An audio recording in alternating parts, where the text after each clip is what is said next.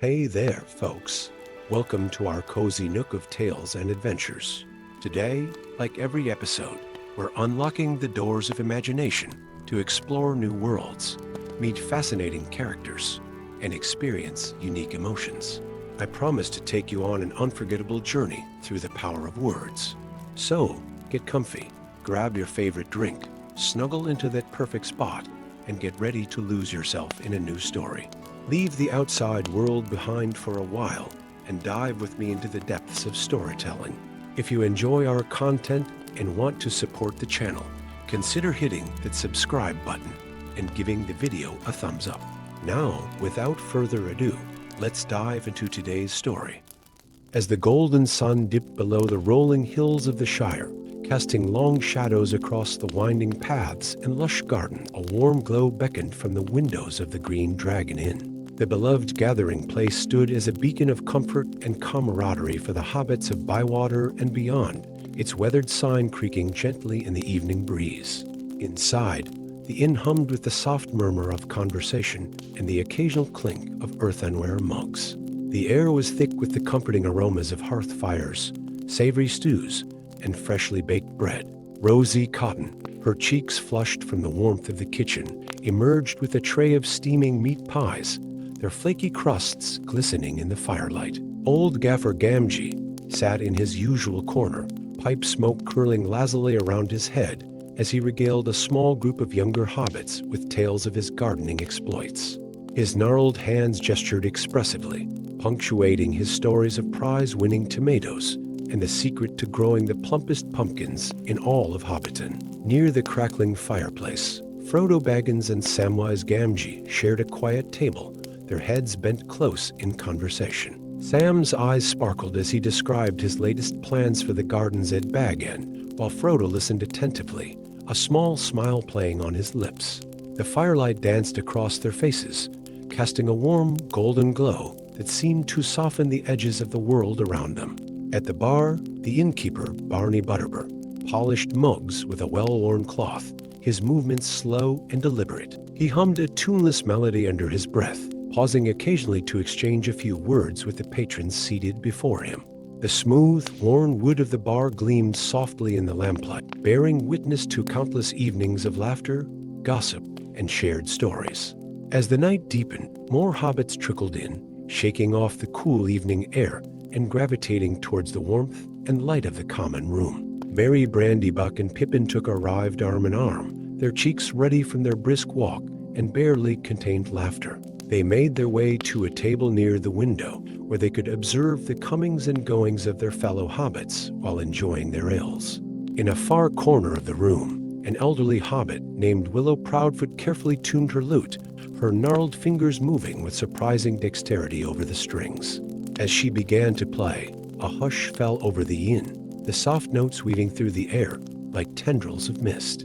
Her voice, though weathered by age, carried a sweetness that touched the hearts of all who listened. The song she sang was an old Shire ballad, a gentle tale of rolling hills, blooming gardens, and the simple joys of hobbit life. As the melody flowed, many of the patrons found themselves humming along, their eyes half closed in contentment. Even the most boisterous conversations quieted to a whisper, as if in reverence to the music that filled the air.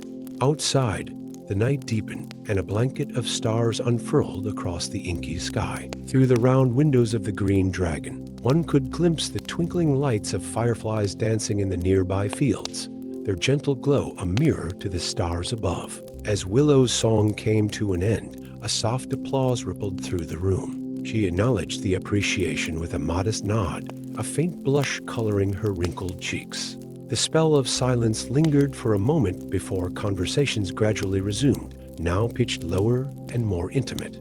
Rosie reappeared from the kitchen, this time bearing a tray laden with mugs of steaming tea. The herbal aroma wafted through the air, mingling with the other scents of the inn. She moved from table to table, distributing the soothing brew with a warm smile and a kind word for each patron. Near the hearth, a group of hobbits had gathered to share stories. Fatty Bolger, his round face glowing in the firelight, recounted a tale of his grandmother's legendary blackberry tarts. His audience listened intently, their mouths watering at his vivid descriptions of the perfectly balanced sweet tart filling and the impossibly flaky crust. As the evening wore on, the atmosphere in the Green Dragon grew ever more relaxed. Some hobbits dozed in their chairs, lulled by the warmth, good food, and gentle companionship. Others engaged in quiet games of riddles or checkers, the soft click of game pieces punctuating the low hum of conversation. Frodo and Sam, having finished their drinks, decided to step outside for a breath of fresh air. They made their way to the inn's small garden, where benches nestled among fragrant herb bushes and night-blooming flowers. The cool night air was a pleasant contrast to the warmth of the inn, carrying with it the sense of earth and growing things. They sat in comfortable silence for a while, gazing up at the star-strewn sky. The distant hooting of an owl and the gentle rustle of leaves in the breeze were the only sounds that broke the stillness of the night. Sam pointed out constellations to Frodo, his voice soft with wonder, as he traced the shapes of ancient heroes and creatures in the heavens. Inside, Willow Proudfoot had begun another song, her lute strings vibrating with a melody that seemed to capture the very essence of the peaceful Shire night. The music drifted out to where Frodo and Sam sat, enveloping them in its gentle embrace. As the hour grew late, some of the patrons began to take their leave, bidding warm farewells to friends and neighbors. They stepped out into the cool night, their paths homelit by the soft glow of lanterns hanging from the eaves of nearby hobbit-holes. Back in the common room, Merry and Pippin had struck up a quiet conversation with Gaffer Gamgee. The old hobbit's eyes twinkled as he shared some of his hard-earned wisdom about the changing of the seasons and the signs that heralded the coming of autumn. The younger hobbits listened with genuine interest, occasionally asking questions that showed their deep love and respect for the land they called home. Barney Butterbur began the nightly ritual of tidying up, his movements unhurried and methodical. He collected empty mugs and plates, straightened chairs, and stoked the fire to keep the lingering patrons comfortable. The soft clink of dishes and the whisper of his broom against the wooden floor added to the soothing ambience of the inn. As the night deepened further, a comfortable drowsiness settled over the Green Dragon. Conversations became softer, punctuated by contented sighs and the occasional gentle laugh. The warm glow of the lamps and fire seemed to soften, creating pockets of golden light that held the encroaching darkness at bay. Frodo and Sam eventually made their way back inside, their cheeks slightly flushed from the cool night air. They found a cozy nook near the fire, where they could enjoy the last moments of the evening in quiet companionship. Sam produced a small book of poetry from his pocket, and in a low, soothing voice, began to read verses that spoke of starlight, gentle streams, and the enduring beauty of the Shire.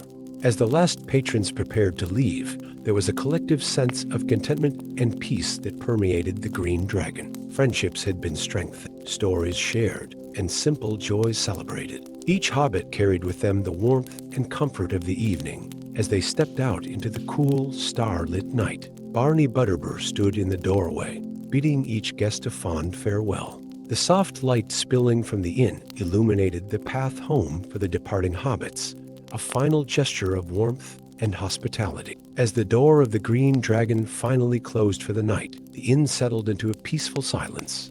The embers in the hearth glowed softly, and the lingering sense of good food, pipeweed, and contentment hung in the air. Another evening had passed in the heart of the Shire, leaving behind memories of laughter, song, and the simple, profound pleasure of being among friends. Story 2. In the soft pre-dawn light that gently caressed the rolling hills of the Shire, a young hobbit named Pippin found himself standing at the edge of Farmer Maggot's land. The air was crisp and cool, filled with the earthy scent of dew-kissed grass and the faint, sweet aroma of wildflowers. Pippin shifted from foot to foot, his excitement barely contained as he waited for the farmer to emerge from his cozy hobbit hole. As if summoned by Pippin's eager thoughts, the round green door of Farmer Maggot's home creaked open. The old farmer stepped out, his weathered face creasing into a warm smile as he spotted his young companion. In his hands, he carried 2 woven baskets and a gnarled walking stick that had clearly seen many seasons of use. "Ah, young Master Took," Farmer Maggot called out in a low, gravelly voice that somehow managed to be both gruff and kind. Ready for a bit of mushroom hunting, are we? He ambled down the path, his footsteps sure despite the early hour. Pippin's face lit up with a bright smile. Oh, yes, Farmer Maggot. I've been looking forward to this all week. His voice was hushed, mindful of the quiet morning, but his eyes sparkled with anticipation. The farmer chuckled softly, handing Pippin one of the baskets. Well then, lad, let's be off. The best mushrooms won't wait all day for us to find them together. They set off down a narrow path that led away from the farm and towards a stretch of woods that bordered Farmer Maggot's land. The path was well worn, but not overly trodden, winding its way through tall grass that whispered secrets as they passed. Here and there, wildflowers nodded their sleepy heads, their petals still curled against the morning chill.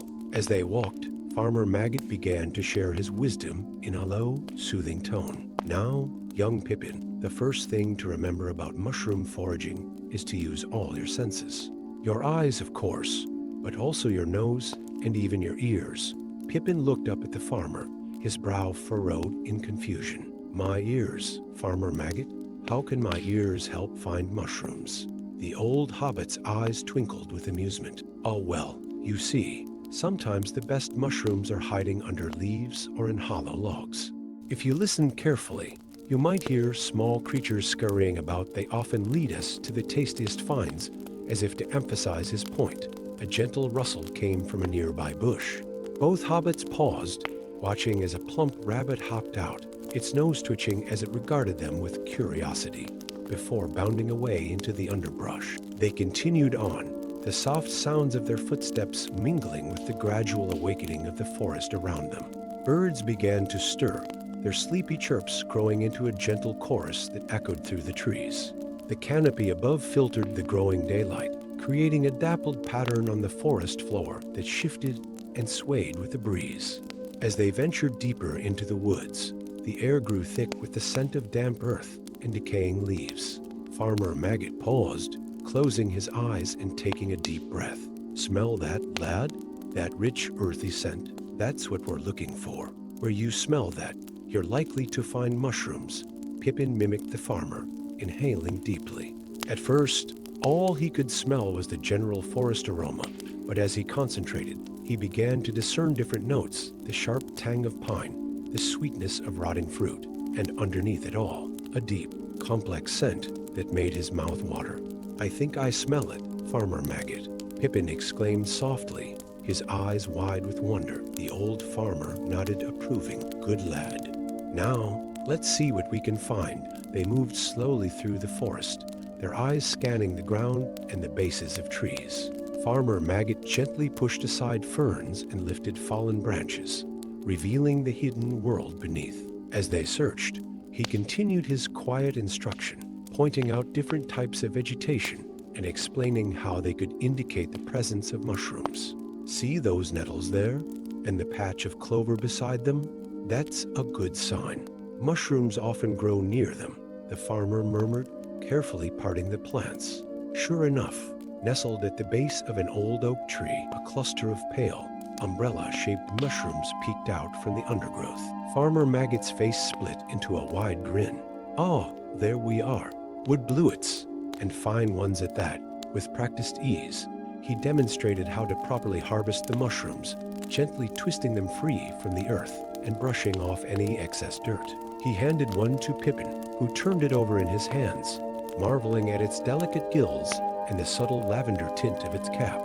As the morning wore on, their baskets began to fill with a variety of mushrooms: golden chanterelles, meaty porcini, delicate oyster mushrooms, and more. Each find was accompanied by a bit of lore or a useful tip from Farmer Maggot, his low voice a soothing counterpoint to the gentle sounds of the forest. They paused in a small clearing, dappled sunlight warming their faces. Farmer Maggot lowered himself onto a moss-covered log with a contented sigh. Let's rest a bit, shall we? These old bones aren't what they used to be. Pippin settled beside him, his eyes wide as he took in the peaceful scene around them. Shafts of sunlight pierced the canopy, illuminating motes of dust that danced in the air like tiny glowing fairies. The earthy scent of the forest mingled with the subtle, nutty aroma of the mushrooms in their baskets. As they sat in comfortable silence, A family of deer emerged from the trees on the far side of the clearing. The elegant creatures moved with quiet grace, pausing to nibble on tender shoots of grass. Pippin held his breath, afraid to move lest he startle them. Farmer Maggot placed a gentle hand on the young hobbit's shoulder, a silent reminder to stay still and enjoy the moment. After a few minutes, the deer melted back into the forest as quietly as they had appeared. Pippin let out a soft sigh of wonder. "That was amazing," he whispered. Farmer Maggot nodded, a gentle smile on his face. "Aye, lad, that's the real treasure of the forest, not just the mushrooms, but moments like these. The quiet, the beauty of it all." They resumed their foraging, moving deeper into the woods. The ground became softer underfoot, and the air took on a cooler, damper quality. The sound of running water reached their ears, growing louder as they approached a small stream that cut through the forest floor. "Ah, perfect," Farmer Maggot said, his eyes scanning the banks of the stream. "Water's a mushroom's best friend. Let's see what we can find here." Sure enough, the moist environment near the stream proved to be a mushroom haven. They discovered clusters of delicate enoki mushrooms growing on fallen logs, their long, thin stems reaching towards the filtered sunlight. Nearby, a patch of vibrant orange chicken of the woods fungus clung to the base of an old oak, its wavy edges resembling ruffled feathers. As Farmer Maggot carefully harvested some of the chicken of the woods, he spoke softly about the importance of taking only what was needed and leaving enough for the forest to replenish itself. "We're guests here," he explained, his voice barely above a whisper. "We must respect the balance of things." Pippin nodded solemnly, taking the lesson to heart. He found himself moving more carefully through the underbrush, mindful of each step and every plant he touched.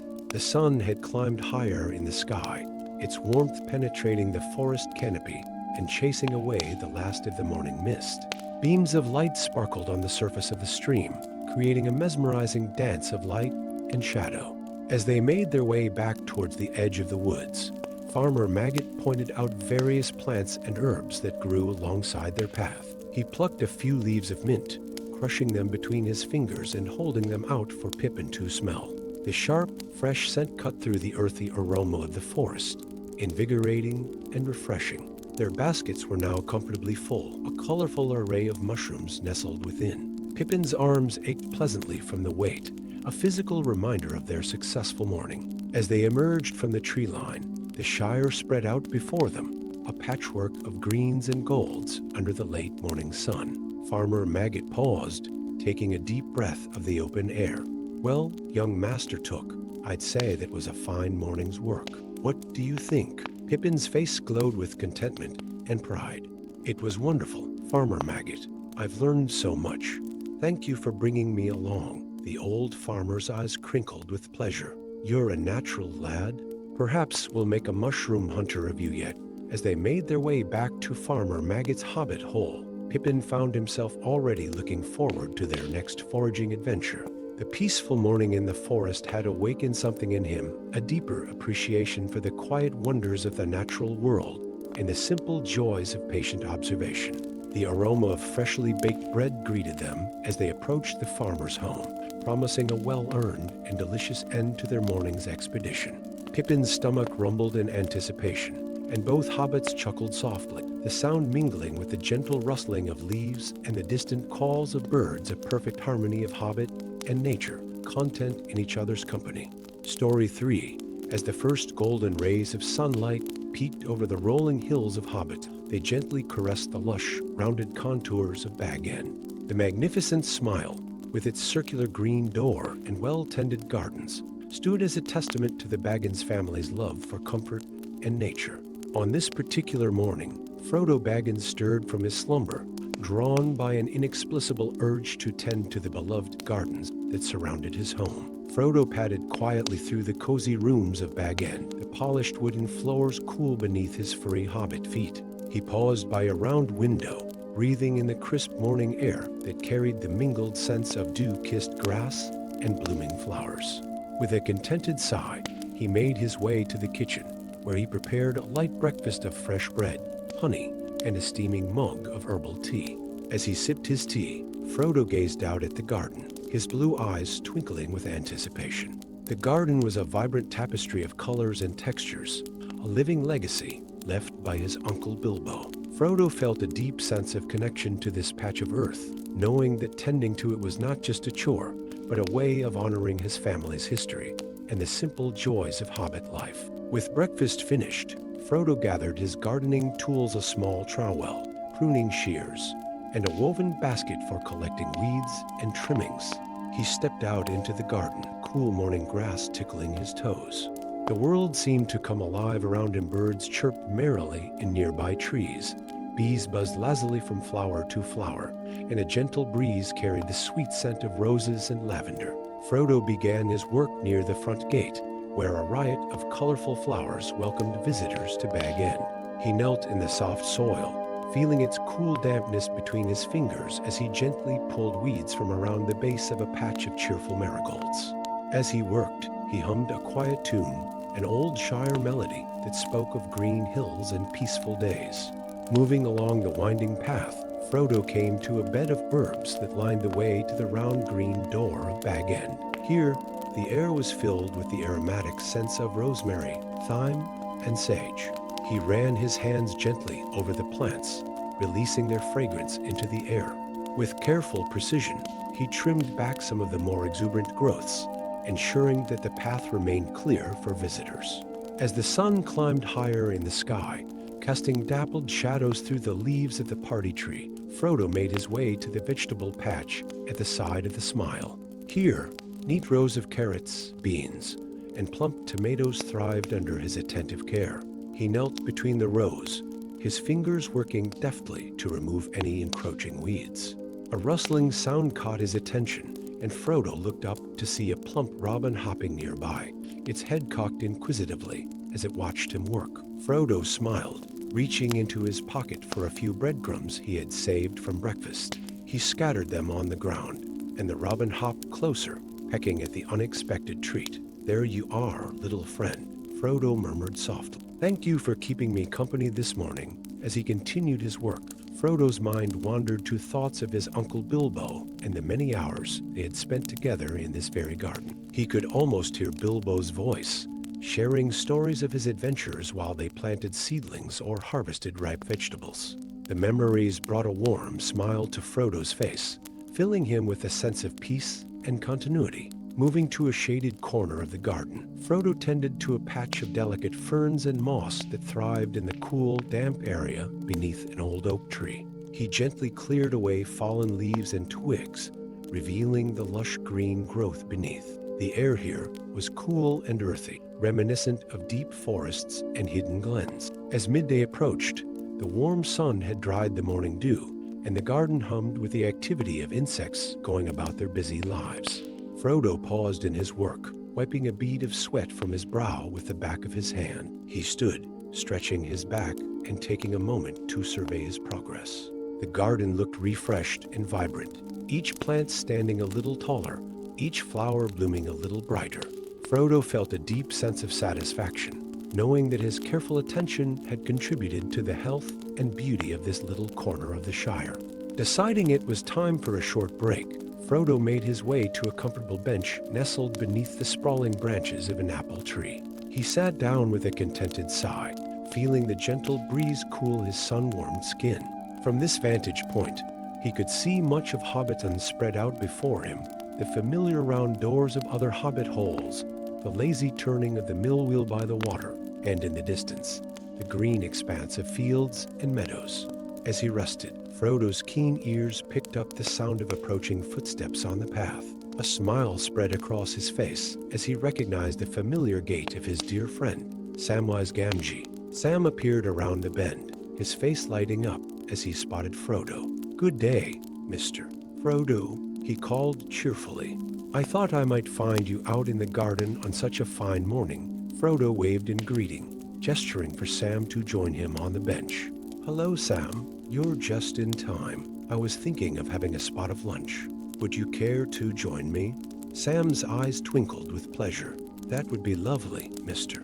Frodo. Thank you kindly." Together, they made their way back into Bag End, where Frodo prepared a simple but satisfying lunch of crusty bread, cheese, and fresh vegetables from the garden. They took their meal outside, sitting in the dappled shade of the apple tree. As they ate, Sam's expert eye roamed over the garden, noting Frodo's morning work with approval. "The garden's looking right beautiful, Mr. Frodo," he said between bites. "You've quite a talent for it, if you don't mind me saying," Frodo chuckled softly. "Thank you, Sam, though I'm sure it pales in comparison to what you could do with it. I've learned everything I know from you and your gaffer." The two friends fell into a comfortable conversation, discussing the various plants in the garden and sharing news from around Hobbiton. Their voices blended harmoniously with the ambient sounds of the garden, the buzz of bees, the rustle of leaves, and the distant call of a thrush. After lunch, refreshed and reinvigorated, Frodo returned to his gardening tasks with Sam by his side. They worked in companionable silence, moving from one area of the garden to another with practiced ease. Sam showed Frodo a few new techniques for pruning the roses, his hands moving with gentle precision as he demonstrated.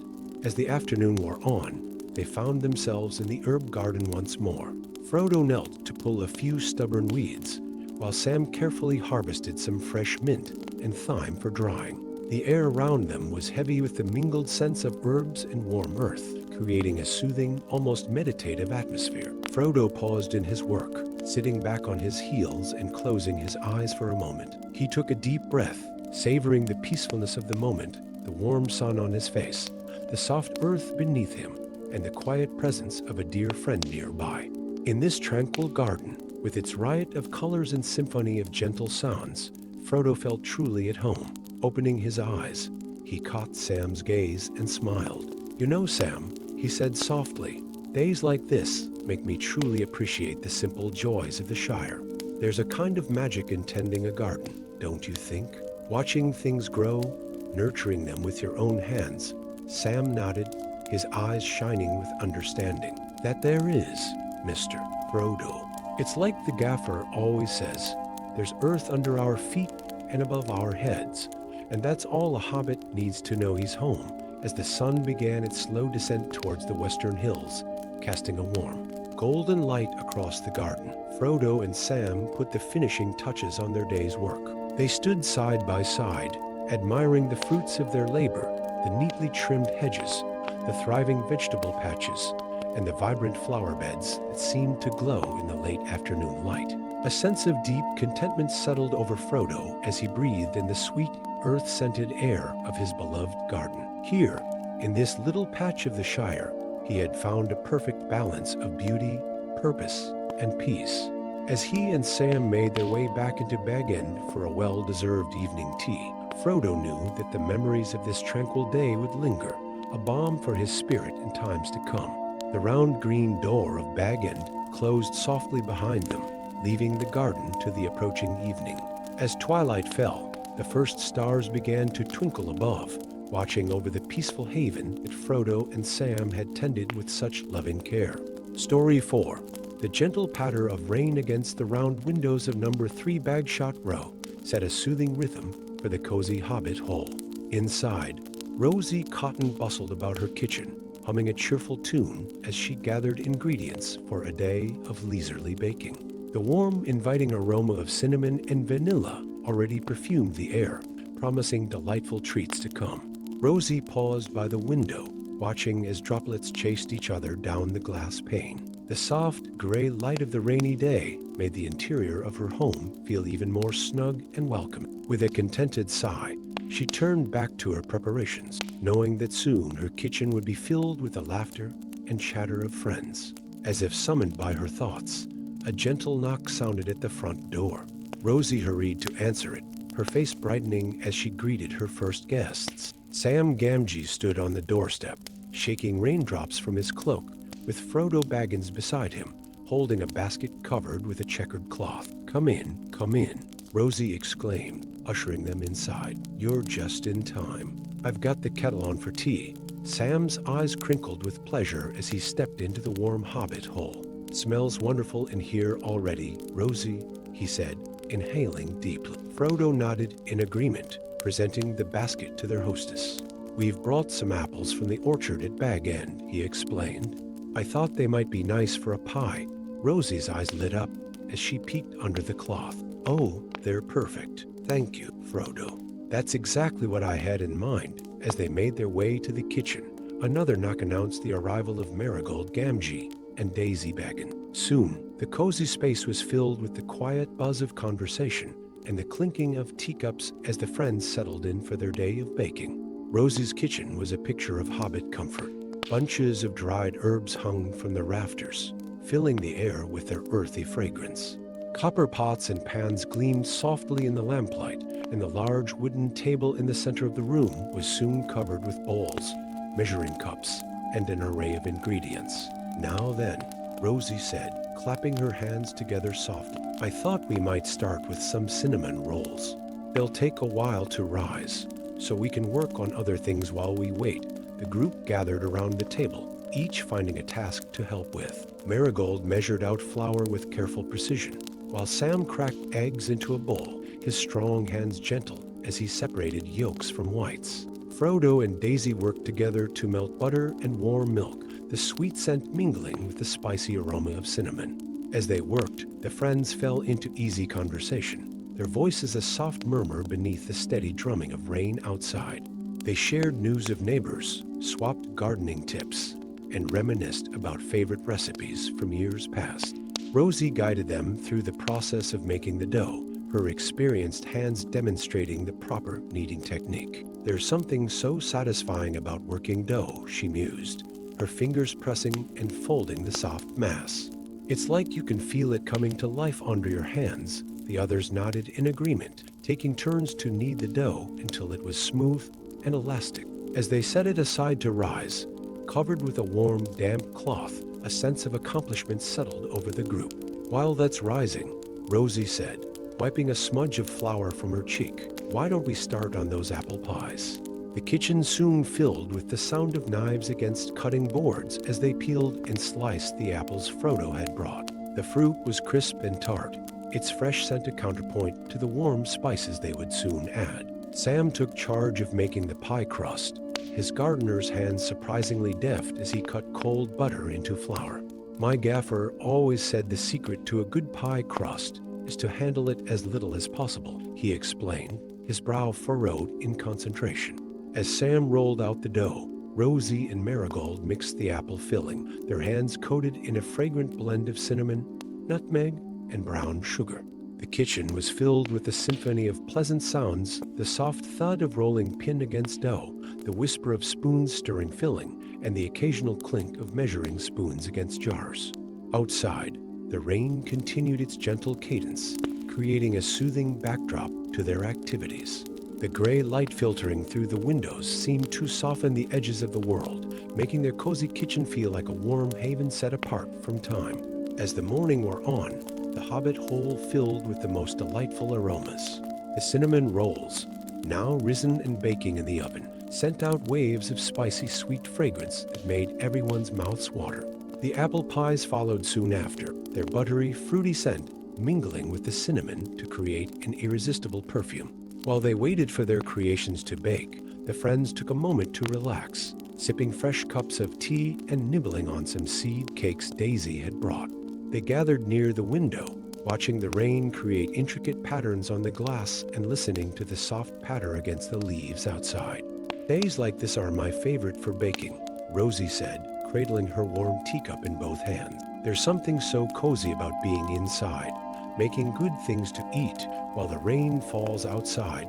The others murmured their agreement, each lost in their own pleasant thoughts. For a while, they simply stood in comfortable silence, enjoying the peaceful moment in each other's company. The ding of the oven timer roused them from their reverie. Rosie hurried to retrieve the cinnamon rolls, and the kitchen was instantly filled with their irresistible aroma. Golden brown and glistening with melted sugar, the rolls looked as delicious as they smelled. "Oh, Rosie," Frodo exclaimed, his eyes wide with appreciation. "They look absolutely perfect." Rosie beamed with pride as she set the tray on the cooling rack. "Let's give them a few minutes to cool," she said. "In the meantime, why don't we start on some cookies?" The afternoon passed in a pleasant blur of baking and conversation. They made several batches of cookies, chewy oatmeal raisin, delicate lemon shortbread, and rich chocolate chip. Each new treat added its own note to the symphony of scents filling the hobbit hole. As they worked, flour-dusted countertops and cheeks alike. Laughter bubbled up frequently, whether over a silly mistake or a shared memory.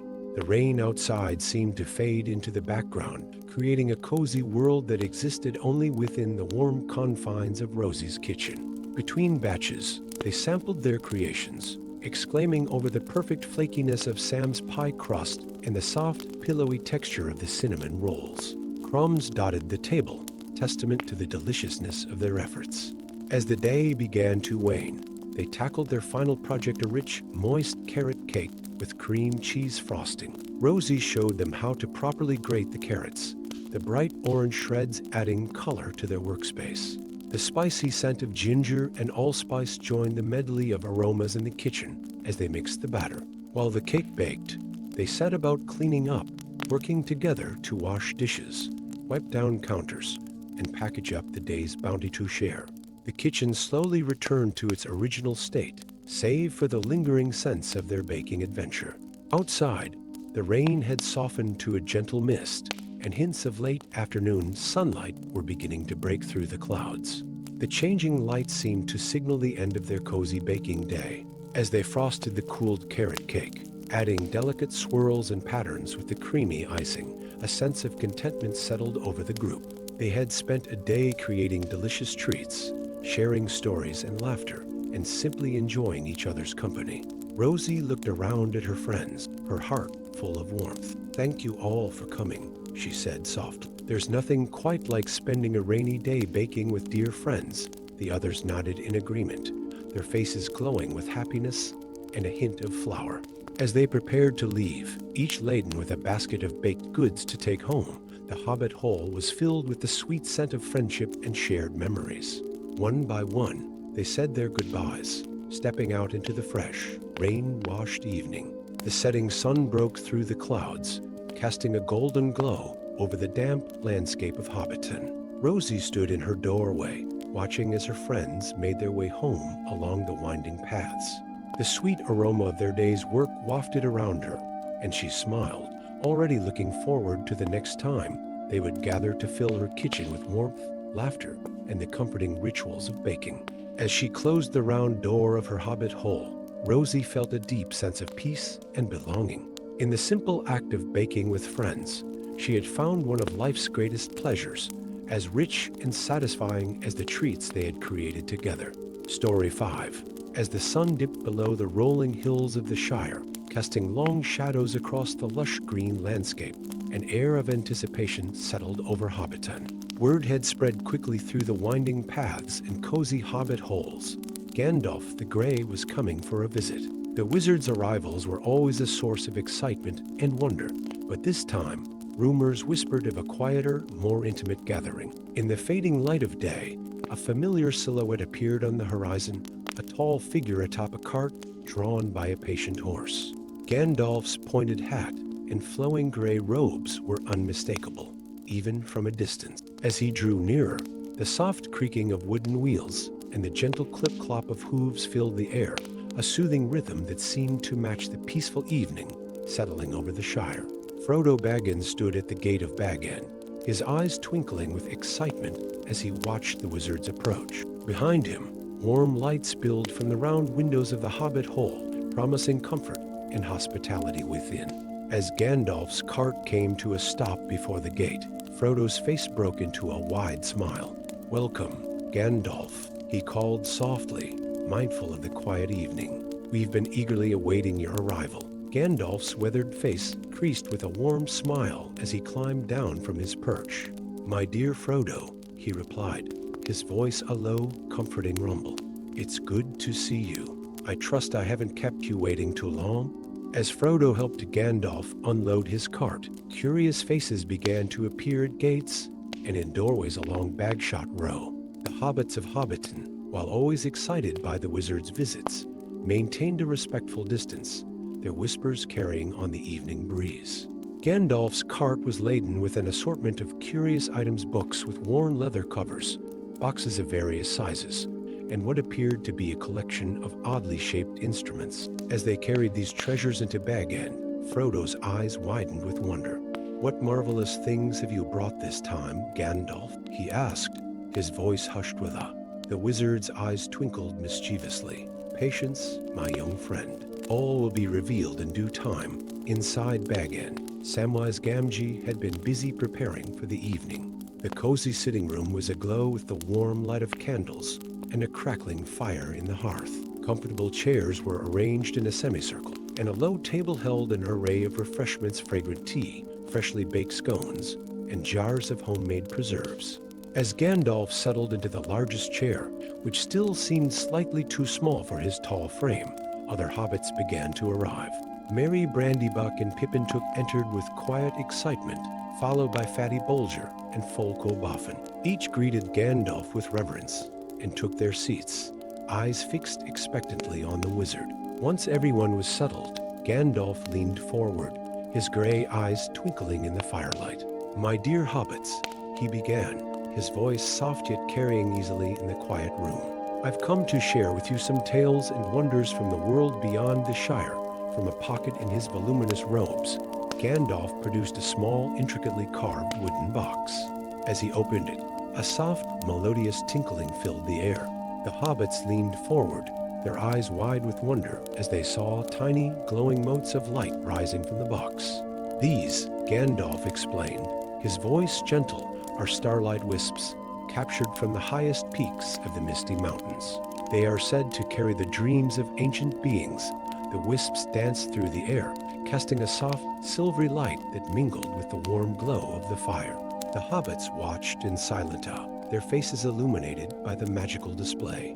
For a moment, the cozy hobbit-hole seemed to expand, as if it now contained the vastness of starry skies and distant mountain. As the wisps slowly faded, returning to their box, Gandalf began to speak of far-off lands and gentle adventures. His voice, low and soothing, wove tales of moonlit forests where trees whispered ancient secrets, of hidden valleys where flowers bloomed in colors no hobbit had ever seen, and of quiet lakes that mirrored the stars so perfectly one could scarcely tell where water ended and sky began. The hobbits listened enraptured as Gandalf's words painted vivid pictures in their minds. They could almost feel the cool mist of cascading waterfalls, smell the rich earth of ancient forests, and hear the soft rustle of leaves in a gentle breeze. As the evening wore on, Gandalf interspersed his tales with small demonstrations of magic. He conjured butterflies made of softly glowing light, their wings leaving trails of sparkling dust as they fluttered around the room. With a wave of his hand, he created the illusion of gentle snowfall, delicate flakes that disappeared just before touching the astonished faces of his audience. Between stories, the hobbits sipped their tea and nibbled on scones, the familiar tastes and smells grounding them even as their imaginations soared with Gandalf's tales. The wizard himself seemed to relax more and more as the night progressed, his usually stern features softening in the warm, companionable atmosphere. At one point, young Pippin, emboldened by the intimate setting, asked Gandalf, "Have you ever been scared on your adventures?" The wizard's eyes twinkled as he considered the question. "Oh, Peregrine Took," he replied softly, "fear is a part of any journey into the unknown. But I've found that more often than not, what awaits us beyond our fears is wonder and beauty beyond imagining." This led to a gentle discussion among the hobbits about courage and the nature of adventure. Gandalf listened more than he spoke, his weathered face creased with a tender smile as he observed the thoughtful exchanges. As the night deepened, Gandalf's tales took on a dreamy quality. He spoke of starlit beaches where the sand sparkled like diamonds, of hidden groves where the trees bore fruit that tasted of pure joy, and of meadows where flowers sang soft lullabies in the twilight. The hobbits found themselves growing pleasantly drowsy, lulled by the wizard's soothing voice and the gentle magic that seemed to fill the air.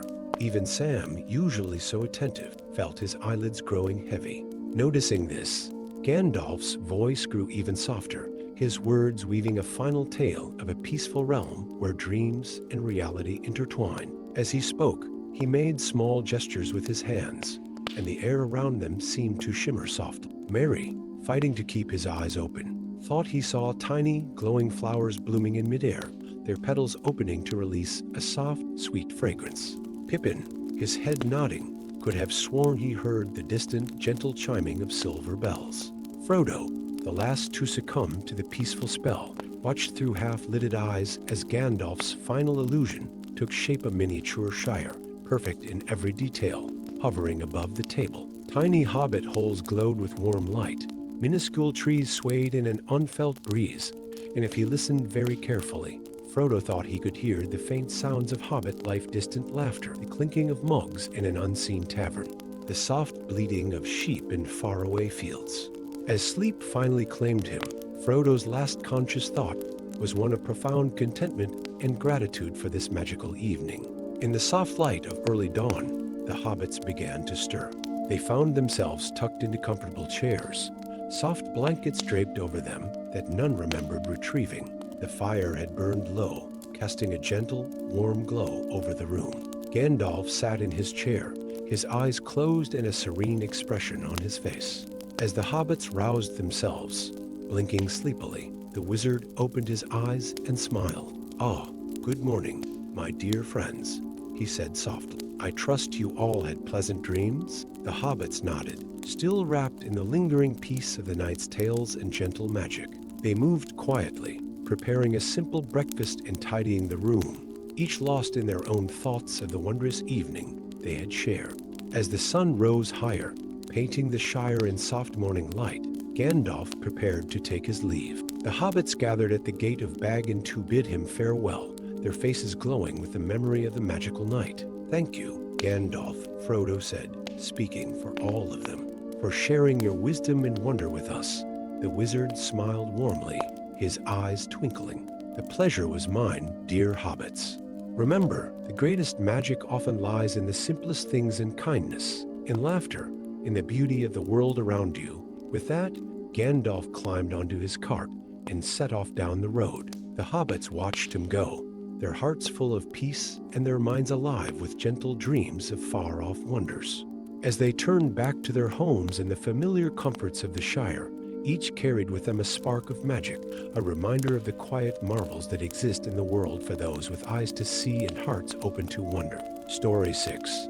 The soft golden light of early morning crept through the round windows of Baggin, gently illuminating the cozy interior of the hobbit hole. In the kitchen, Frodo Baggins stirred from his light slumber in a comfortable armchair, where he had dozed off while waiting for the kettle to boil.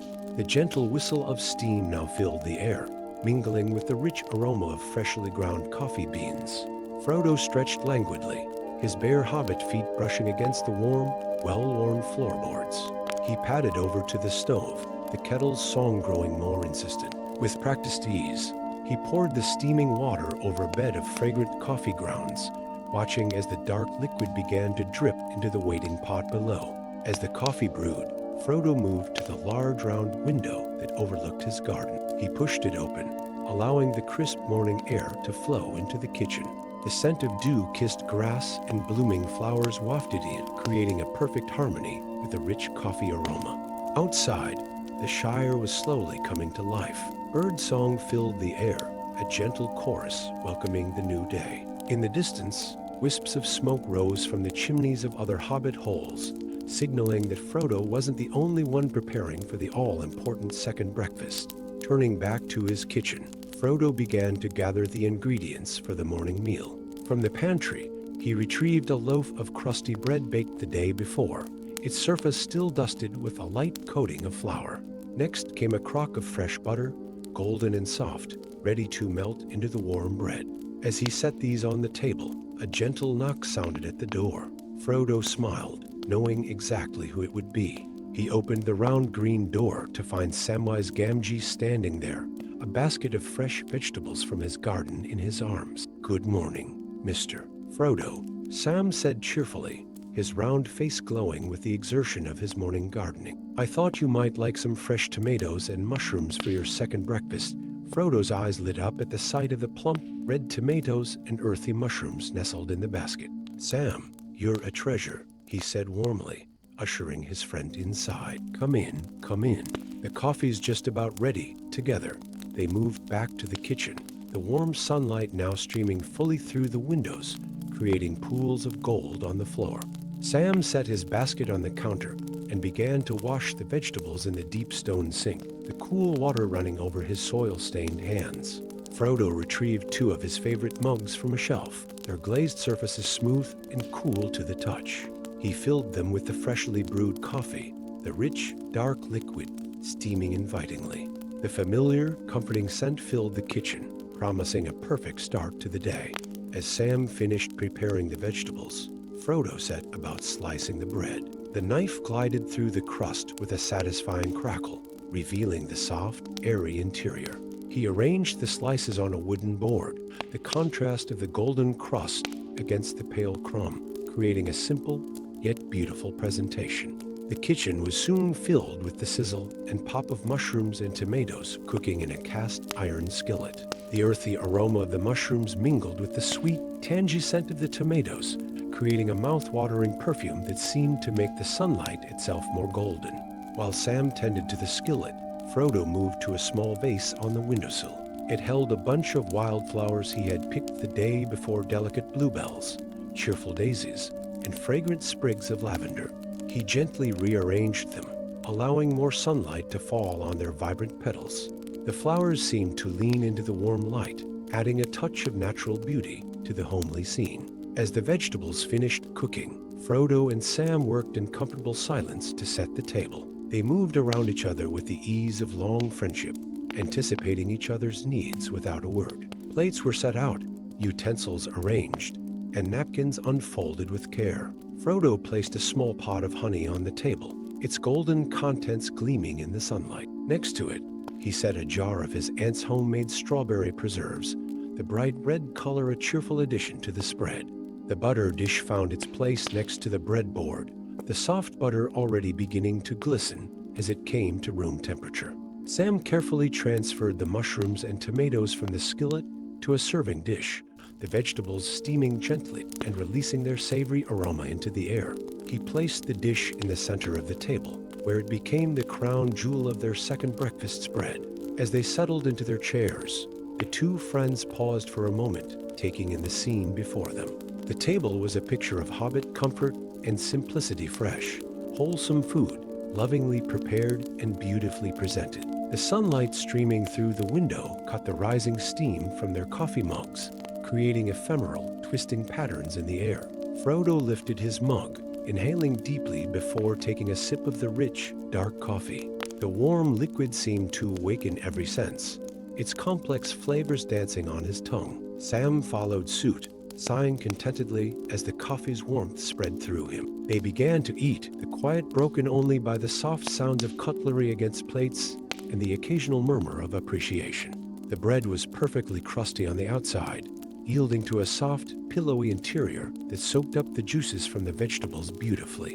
The mushrooms were earthy and succulent, while the tomatoes burst with sweet tart flavor, their skins lightly caramelized from the skillet. As they enjoyed their meal, the friends fell into easy conversation, discussing the day ahead. Sam spoke of his plans for the garden, describing the new flowers he intended to plant and the vegetables that would soon be ready for harvest. Frodo listened attentively, occasionally offering suggestions or expressing enthusiasm for Sam's ideas. Their talk was punctuated by comfortable silences, moments where they simply enjoyed the food and each other's company.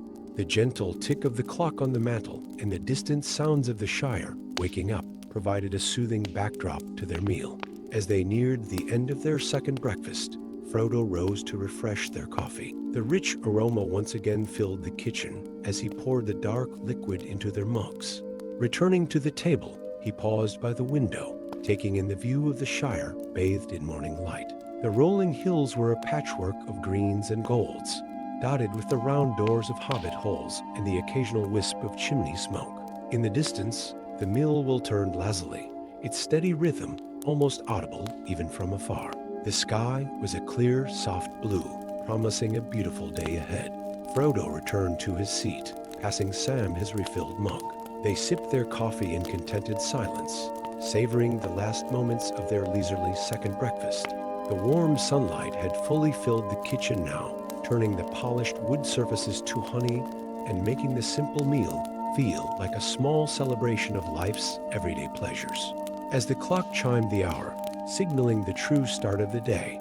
Neither hobbit felt any rush to move. They lingered at the table, nursing their coffee and enjoying the peaceful atmosphere they had created. The day's tasks and responsibilities could wait a little longer. Sam finally broke the comfortable silence. "Thank you for breakfast, Mr. Frodo," he said warmly. "There's nothing quite like starting the day like this." Frodo smiled, his eyes crinkling at the corners. "Thank you, Sam, for the company and the wonderful vegetables. It wouldn't have been nearly as enjoyable without you." They began to clear the table, working together in the same easy rhythm they had displayed while setting it. Dishes were rinsed and stacked, leftovers carefully stored away, and crumbs brushed from the table. Even these simple chores seemed pleasant in the warm, sun-filled kitchen, with a lingering sense of coffee and good food in the air. As they finished tidying up, Frodo and Sam stood for a moment in the kitchen doorway, looking out at the beautiful day that awaited them. The Shire lay before them, peaceful and inviting, promising a day filled with simple joys and quiet adventures. With a shared nod of contentment, they stepped out into the morning, ready to embrace whatever the day might bring. Behind them, the cozy kitchen of Bag End stood silent but warm, holding the memory of their shared meal and the promise of many more to come. The gentle rituals of second breakfast had once again provided a perfect start to a day in the Shire, grounding the hobbits in the comforting rhythms of their peaceful lives. Story 7. As the first golden rays of autumn sunlight peeked over the rolling hills of the Shire, a gentle breeze carried the sweet scent of ripe apples and freshly baked bread through the air. It was the day of the annual Harvest Festival in Hobbiton, a time-honored tradition that brought together hobbits from all corners of the Shire to celebrate the bounty of their beloved land. In the heart of Hobbiton, the village square was a hive of activity. Hobbits of all ages bustled about, their excitement palpable as they prepared for the day's festivities. Colorful banners fluttered in the breeze, adorned with intricate patterns of wheat sheaves, pumpkins, and autumn leaves. The normally quiet streets were filled with the soft chatter of voices and the occasional merry laugh. At the center of the square stood a magnificent wooden stage, lovingly crafted by the skilled hands of hobbit carpenters. Its surface gleamed in the early morning light, polished to perfection, and adorned with garlands of golden leaves and bright red berries. This would be the focal point of the day's entertainment, where musicians would soon gather to fill the air with joyful melodies. As the sun climbed higher in the sky, casting a warm glow over the landscape, more and more hobbits began to emerge from their cozy homes. They made their way towards the festival grounds, arms laden with baskets of fresh produce and homemade delicacies. The air was filled with a mouth-watering medley of aromas, the sweet scent of apple pies mingling with the savory notes of freshly baked bread and herb-roasted vegetables. Among the crowd was old Bilbo Baggins, his eyes twinkling with delight as he surveyed the scene before him. Despite his many adventures beyond the borders of the Shire, there was nothing quite like the simple joy of a Hobbit harvest festival. He carried a basket filled with jars of his prized blackberry jam, each one carefully labeled in his neat, flowing script. As Bilbo made his way through the square, he paused to greet his fellow hobbits, exchanging warm smiles and friendly words.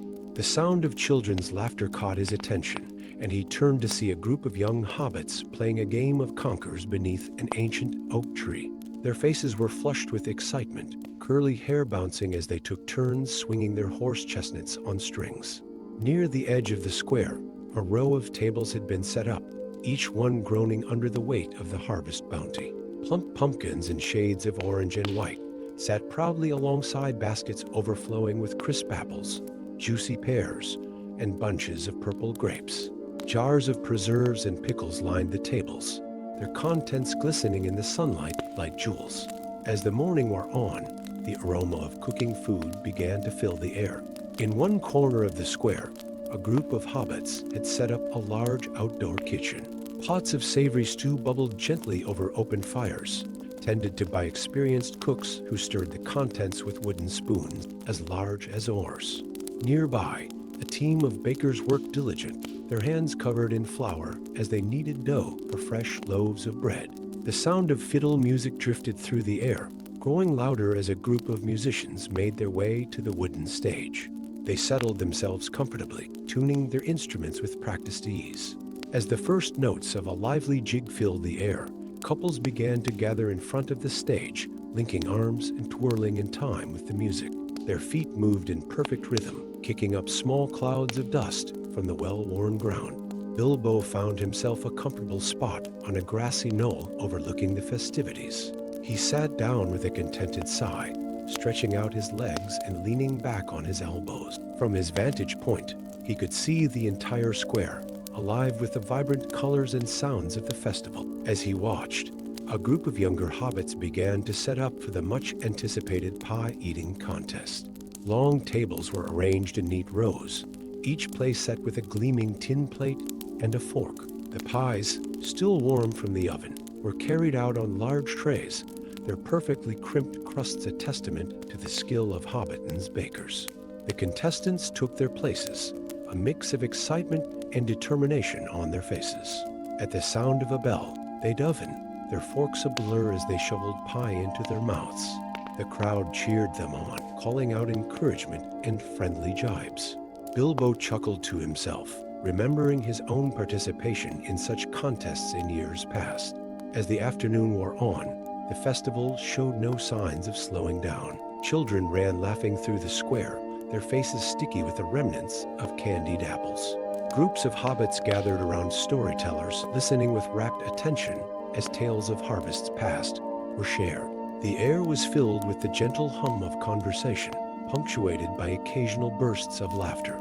In a quiet corner of the square, a group of older hobbits had set up a display of traditional crafts. Skilled hands worked at spinning wheels, turning tufts of wool into fine yarn. Others demonstrated the art of weaving, their shuttles moving back and forth with hypnotic regularity. The soft clacking of the looms blended seamlessly with the other sounds of the festival. As the sun began its descent towards the horizon, casting long shadows across the square, the festival took on a softer, more relaxed atmosphere. Hobbits gathered in small groups, sharing mugs of spiced cider and plates of roasted chestnuts.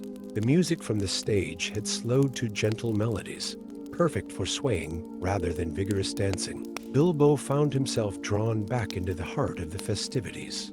He wandered from group to group, exchanging pleasantries and sharing in the general feeling of contentment that permeated the air. As he passed by the craft corner, he paused to admire a beautifully woven tapestry depicting scenes from past harvests. The colors were rich and vibrant, capturing the essence of autumn in the Shire. As twilight approached, lanterns were lit throughout the square, casting a warm, golden glow over the festivities. The light glinted off the surface of the nearby stream, where a group of young hobbits had gathered to float little leaf boats, each carrying a tiny candle. The sight was enchanting, the flickering lights reflecting in the water like earthbound stars. The day's activities began to wind down, but the atmosphere remained one of warmth and companionship. Hobbits gathered around small bonfires that had been lit at the edges of the square, sharing stories and songs as the night grew cooler. The aroma of wood smoke mingled with the lingering sense of the feast, creating a comforting blanket of familiarity.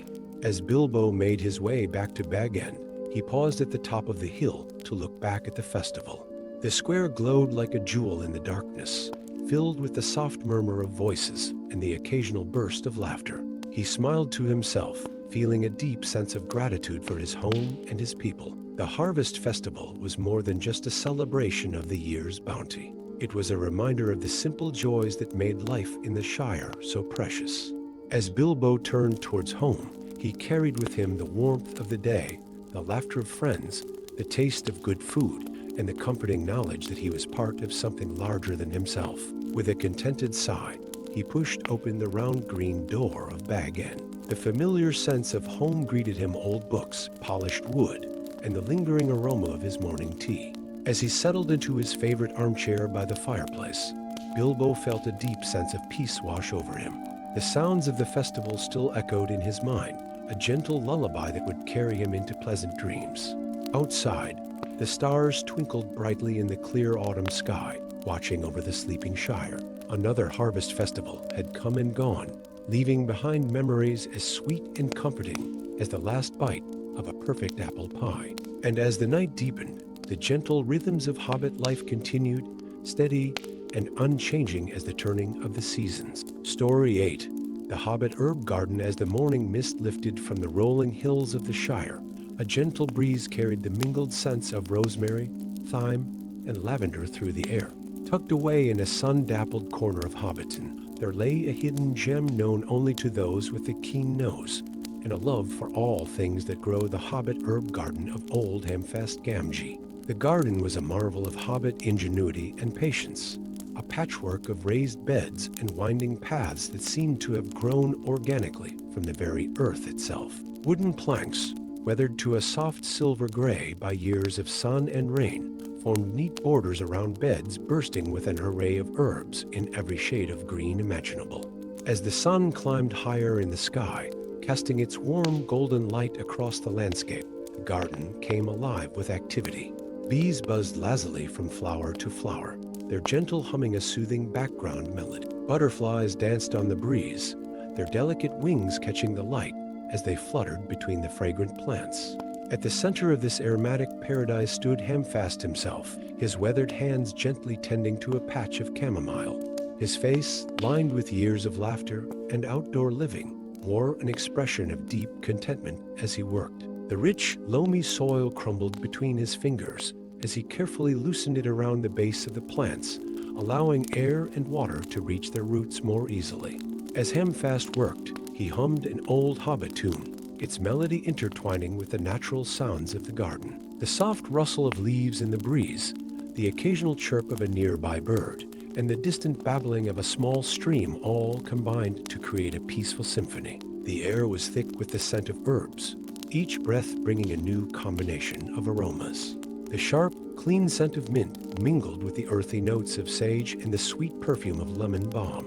It was a scent that seemed to clear the mind and soothe the soul, as comforting and familiar to hobbits as the smell of freshly baked bread. As the morning wore on, a young hobbit named Lily Proudfoot made her way down the winding path that led to Hamfast's garden. Her curly hair bounced with each step, and her eyes sparkled with curiosity. She had often passed by the garden on her walks, but had never ventured inside. Today, drawn by the intoxicating scents and the promise of new discoveries, she decided to explore. Hamfast looked up from his work as Lily approached, a warm smile spreading across his face. "Well, good morning, young Lily," he called out, his voice as rich and comforting as the garden itself. "What brings you to my little patch of green on this fine day?" Lily's shy smile blossomed into a grin as she replied, "Good morning, Mr. Gamgee. I was just out for a walk and couldn't help but notice how wonderful your garden smells. I hope you don't mind me stopping by." "Mind? Not at all, my dear," Hamfast chuckled, brushing the soil from his hands. "In fact, I'd be delighted to show you around. There's nothing a gardener loves more than sharing the fruits of his labor, or in this case, the herbs." With that, Hamfast began to guide Lily through the garden, his steps slow and measured as he navigated the narrow paths between the beds. He paused often, pointing out different plants and sharing tidbits of wisdom gleaned from years of tending to his herbal charges. "Now, this here," he said, gesturing to a plant with delicate purple flowers, "is lavender. It's not just pretty to look at, it's also wonderful for helping you relax and get a good night's sleep. My wife likes to tuck a sprig under her pillow at night." Lily leaned in close, inhaling deeply. The sweet, floral scent seemed to wrap around her like a comforting blanket, instantly soothing her nerves and bringing a sense of calm.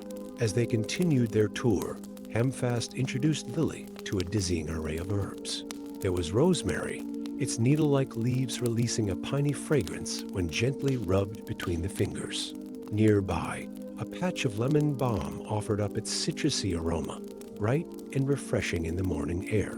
They paused by a bed of thyme, its tiny leaves packed with flavor and scent. "Thyme is a hardy little plant," Hamfast explained, his voice taking on a tone of admiration. "It can weather the toughest conditions and still come back strong. Rather like us hobbits, I'd say." Lily nodded, absorbing every word. She had never realized just how much there was to learn about these plants that she had previously taken for granted. As they walked, Hamfast shared not just the names and uses of the herbs, but also the stories behind them. Each plant seemed to have its own tale of how it came to the Shire, of the hobbits who had cultivated it over the years, of the meals it had flavored and the ailments it had soothed. "You see, Lily," Hamfast said as they paused to rest on a small wooden bench nestled between beds of basil and oregano, "gardening is about more than just putting seeds in the ground and watching them grow. It's about connection to the earth, to our history, and to each other." Lily nodded, understanding dawning in her eyes. She had always enjoyed the gardens of the Shire for their beauty, but now she was beginning to see them as something more a living, growing connection to the very essence of hobbit life. As the sun reached its zenith, bathing the garden in warm, golden light, Hamfast decided it was time for a spot of tea. He led Lily to a small, circular clearing at the heart of the garden, where a rustic table and chairs sat waiting. With practiced ease, Hamfast set about preparing the tea. He selected sprigs of fresh mint and lemon balm, crushing them gently to release their oils before adding them to a teapot of hot water. The steam that rose from the pot was fragrant and inviting, carrying with it the promise of refreshment. As they sat sipping their tea, the garden seemed to settle into a peaceful lull. The buzz of the bees became softer, more distant, and even the breeze seemed to hold its breath. It was a moment of perfect tranquility, the kind that seeps into your bones and lingers long after it has passed. Lily found herself relaxing completely, the warmth of the tea and the soothing atmosphere of the garden combining to create a sense of utter contentment. She listened as Hamfast shared more of his vast knowledge, speaking of the changing seasons and how they affected the garden, of the subtle interplay between different plants, and of the joy he found in nurturing this small piece of the world. As the afternoon wore on, Hamfast decided it was time to put Lily's newfound knowledge to the test. He handed her a small pair of pruning shears and guided her to a bed of mint that had grown a bit wild. "Now, Lily," he said, his voice gentle but firm, "pruning is an important part of gardening. It helps the plants grow stronger and healthier. Just remember, be gentle and listen to what the plant is telling you." With careful, hesitant snips, Lily began to trim back the mint. At first, she was afraid of making a mistake, but as she worked, she found herself falling into a rhythm. The sweet scent of mint filled the air with each cut, and Lily felt a deep sense of satisfaction as she watched the plant take on a neater, healthier appearance under her care. As the sun began its descent towards the horizon, painting the sky in soft shades of pink and gold, Hamfast and Lily finished their work in the garden. They stood back, admiring the fruits of their labor beds of neatly trimmed herbs, pathways swept clean of debris, and a general sense of order and harmony restored to the garden. "Well done, Lily," Hamfast said, his voice warm with approval. "You've got a natural touch, you do. You're welcome to come back and help out anytime you like." Lily beamed with pride, her cheeks flushed from the work and the praise. As she prepared to leave, Hamfast pressed a small bundle of herbs into her hands, a mixture of lavender, chamomile, and lemon balm. "For tea," he explained with a wink, "to help you sleep well and dream of green growing things." As Lily made her way home, the bundle of herbs clutched close to her chest. She felt as though she carried a piece of the garden's tranquility with her. The scents of the herbs mingled with the earthy smell of the Shire, creating a perfume that seemed to embody the very essence of hobbit life, simple, natural, and deeply connected to the world around them. That night, as she drifted off to sleep with the taste of herbal tea still on her lips, Lily dreamed of sun-dappled gardens and endless fields of fragrant herbs. And in her dream, she heard Hamfast's voice, gentle and wise, reminding her of the quiet magic that could be found in the simple act of tending to a garden. In the herb garden, under the watchful eyes of the stars, the plants continued their quiet growth, their leaves rustling softly in the night breeze. And as the Shire slept, the garden stood as a testament to the enduring hobbit values of patience, care, and a deep love for all things that grow in the good earth.